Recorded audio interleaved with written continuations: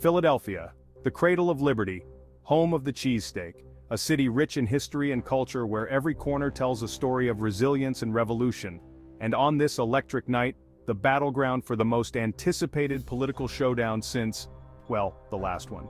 The city was buzzing with excitement, the air thick with anticipation. Donald Trump, the self-proclaimed most presidential president ever, faced off against Kamala Harris, the fiery senator with a glare that could melt steel. Their contrasting styles promised a night of fireworks. The stakes? Only the future of America. No pressure, folks. Every word, every gesture, every moment could tip the scales. The tension in the air was thicker than a Philly cheesesteak. Conversations hushed, eyes glued to screens, hearts pounding in unison. Everyone waited with bated breath. The entire nation seemed to be holding a collective breath. Would Trump stick to the issues, or would he veer off into his usual theatrics? Would Harris keep her cool? Or would the pressure get to her? Would the moderators actually moderate? Or would they lose control of the debate? Spoiler alert, the answer to all three questions was a resounding nope. The night was as unpredictable as the city itself, full of twists and turns that kept everyone on the edge of their seats. Right out of the gate, Harris came out swinging. She didn't waste a single moment, launching into a series of pointed critiques that left the audience buzzing. She landed jab after jab, reminding everyone of Trump's, shall we say, unconventional approach to governing. Her words were sharp, her delivery precise, and she didn't hold back. His rallies? Super spreader events, she quipped, drawing a clear line between his actions and the public health crisis. The crowd's reaction was a mix of laughter and applause. His conduct during the Capitol riot? A dereliction of duty, she declared, her voice steady and unwavering. The gravity of her accusation hung in the air, resonating with many. His former administration officials, lining up to write tell-all books. Each revelation, she suggested, painted a damning picture of his time in office. Trump, never one to take criticism lying down, immediately went on the defensive. His posture stiffened, and his eyes narrowed as he prepared to counterattack. His face turned a delightful shade of crimson, and his responses became increasingly erratic.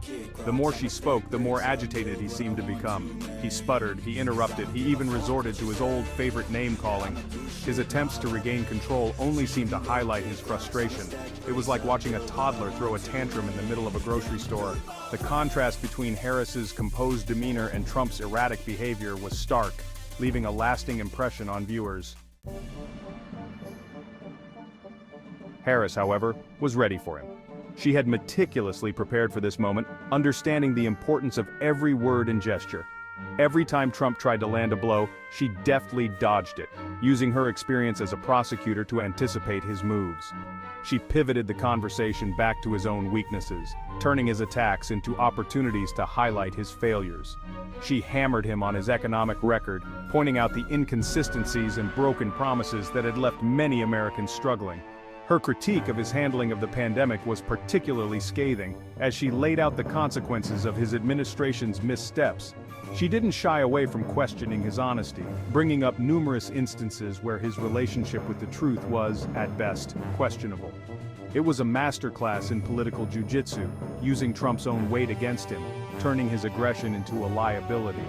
Trump, visibly flustered, struggled to keep up. His usual bravado seemed to falter under the pressure of Harris's relentless and well-prepared attacks. He spouted off familiar talking points, but they seemed to fall flat in the face of Harris's pointed attacks. His responses lacked the usual impact, as Harris's strategy left him on the defensive. It was clear that he was used to dictating the terms of the debate, and he didn't know how to handle someone who refused to play by his rules. Harris's ability to stay calm and composed under pressure only highlighted his own lack of preparation. The audience's reactions were telling. They were captivated by Harris's performance, and the usual cheers for Trump were noticeably subdued. It was a turning point in the debate, showcasing Harris's ability to not just survive, but thrive in the political arena.